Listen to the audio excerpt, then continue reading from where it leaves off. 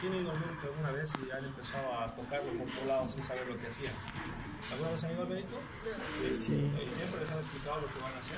¿Siempre? Qué buen médico entonces que te ha tocado. Otros, no siempre, ¿ya? Lo que sí se tiene que hacer es primero yo tengo que presentar con el paciente. Tengo que decirle quién soy yo. Por ahí soy el señor de limpieza y estoy queriendo revisar. En el hospital hay todo tipo de personas, ¿verdad? Entonces, ¿qué tal si yo me presento primero? Le voy a decir cómo está, buenos días. Yo soy el doctor Jimmy Venegas. No sé, soy el médico de guardia del hospital el día de hoy y vamos a, en base a los síntomas que usted me ha comentado, yo voy a voy a proceder a hacer el examen físico y voy a auscultar los ruidos cardíacos, voy a auscultar cómo está el corazón. Obviamente hay que tener en cuenta que también las palabras sean adecuadas para que el paciente entienda.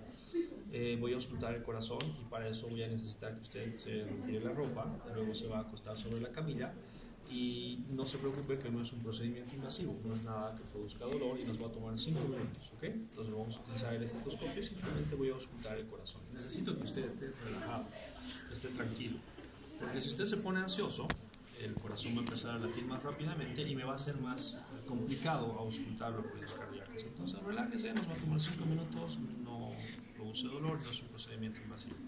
¿Está usted de acuerdo entonces con que lo revise? No, entonces vuelva hacia su casa. Pase por favor a la camilla, sáquese la ropa y acuéstese con la cabeza a este lado. Con este hilo ya se rompe el... Saca tu pantalón de ese. Vamos a hablar de ese tipo de cosas. Hay doctores como sus compañeros, ¿verdad? Ah, Sí, Paula.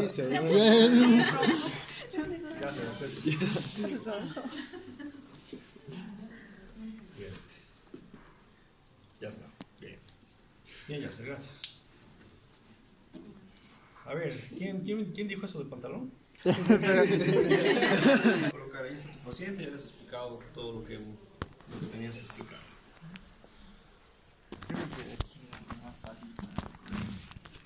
Ya, ¿están de acuerdo con eso? No. Aunque las camillas siempre están pegadas. No siempre. Por eso yo sabía que me iban a decir está pegada a la pared. Le he colocado en esa posición la camilla, justo por eso. ¿Cómo escojo qué lado voy a ir? Yo siempre va de la mano derecha.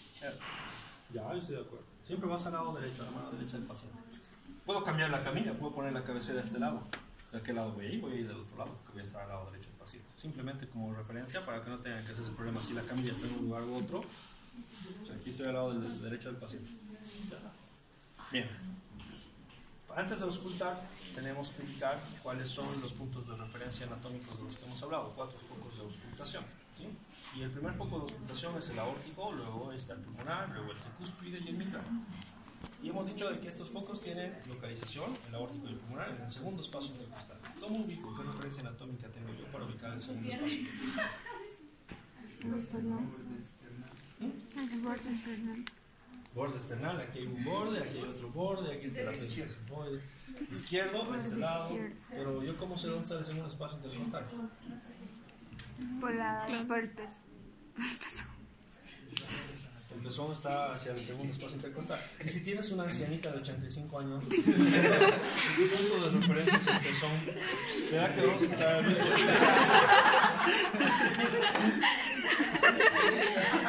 mala idea? Punto de referencia el pezón no es adecuado. Ya te he dado un ejemplo. Aquí sí puede ser, tal vez, mira, lo puedo ubicar, pero en una ancianita de 85 el pezón no lo está. Bien, no es un punto de referencia. ¿Qué otro punto de referencia? Aquí hartas costillas y aquí hartas costillas. Más o menos hasta el segundo espacio. De la clavícula para abajo. Eso es clavícula. El ángulo caído. No. En anatomía les han debido hablar sobre cuál es la unión del cuerpo del esternón con el manubrio. ¿Qué corresponde? ¿A qué corresponde este hombre? Ángulo de Lewis. El ángulo de Lewis que corresponde al cuerpo del esternón y la unión del manubrio corresponde al segundo espacio intercostal.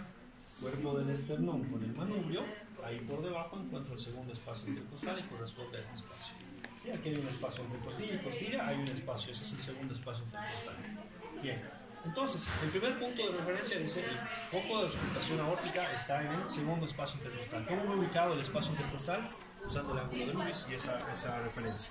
Bien, el segundo espacio intercostal al borde derecho del esternón, aquí está el foco aórtico. El foco pulmonar, que dice, segundo espacio intercostal a la misma altura, pero en el borde external izquierdo está el foco pulmonar. Bien, ahí ya tengo el segundo espacio, voy a ubicar el tercer y el cuarto espacio. Voy a hacer esto, tengo mi dedo acá y simplemente utilizo el otro dedo, lo desplazo, aquí hay costilla, aquí hay otro espacio, tercer espacio intercostal. Utilizo el dedo, lo desplazo, ahí hace la costilla, cuarto espacio intercostal está acá. El cuarto espacio intercostal, cerca del apéndice cefoides en el borde external, corresponde al foco de auscultación tricúspide o tricuspide, ¿sí? Bien. Quinto espacio intercostal, mi dedo nuevamente, lo desplazo, aquí está el quinto espacio intercostal, solamente que voy a tomar en cuenta la clavícula. La clavícula, la parte del medio, traza una línea imaginaria y esa línea imaginaria tiene que llegar hacia el quinto espacio intercostal que corresponde a este lugar más o menos y que también está en relación con el ápex o la punta del corazón. Bien, esos son mis 4 puntos de referencia para auscultar: foco aórtico, pulmonar, tricúspide y mitral, ¿sí? Bien, ahora que ya he ubicado anatómicamente esos focos, tengo que tener en cuenta mi estetoscopio, ¿verdad? Ahí, ¿conocen las partes del estetoscopio? ¿Sí? No. ¿Cuál de los dos lados vas a utilizar? Y el otro se El tapa. estetoscopio, por ejemplo es un Liebman, no sé si tiene algo normal por ahí. En algunos casos tienes dos, tienes el diafragma y tienes la campana. En este caso solamente el diafragma. ¿Ya? Para condiciones normales y generales como las que ustedes van a utilizar, pues el diafragma es más que suficiente, pero en algunos casos con ruidos cardíacos de un tono diferente o más detalle para soplos, puedo utilizar también la campana. Pero en este caso vamos a utilizar el diafragma. ¿Cómo sé que está funcionando el diafragma acá? Aquí hay un agujerito. Yo puedo girar esto. Si el agujerito está abierto, significa que estoy trabajando con la campana.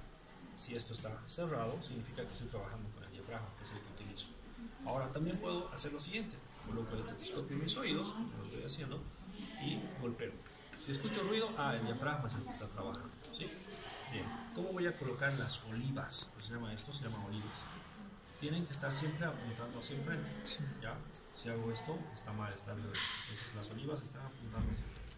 Una vez que ya he ubicado estos elementos, sé que el diafragma está funcionando bien, puedo ir a auscultar. Voy a colocar afuera para poder hablar. Bien, ya sé cuáles son los puntos de referencia anatómicos en mi paciente. ¿Cómo voy a auscultar y qué es lo que tengo que determinar? Me tengo que tomar el tiempo necesario. No existe la auscultación, como alguna vez tal vez han visto, de ausculto un rato y ya está, vete a tu casa. Sí, me tengo que tomar el tiempo necesario. ¿Para qué? Coloco el estetoscopio en el primer punto o foco de auscultación. ¿Qué voy a buscar? Tengo que estar consciente de buscar el primer y el segundo ruido cardíaco, ya saben a qué corresponde.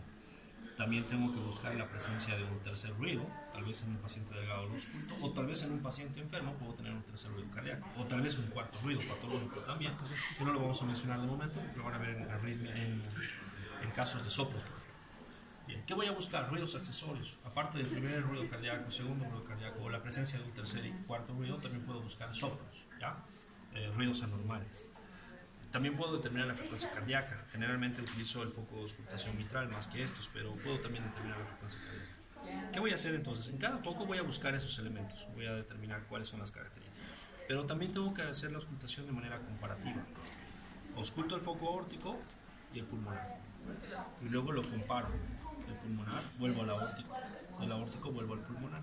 ¿Para qué me sirve hacer la comparación?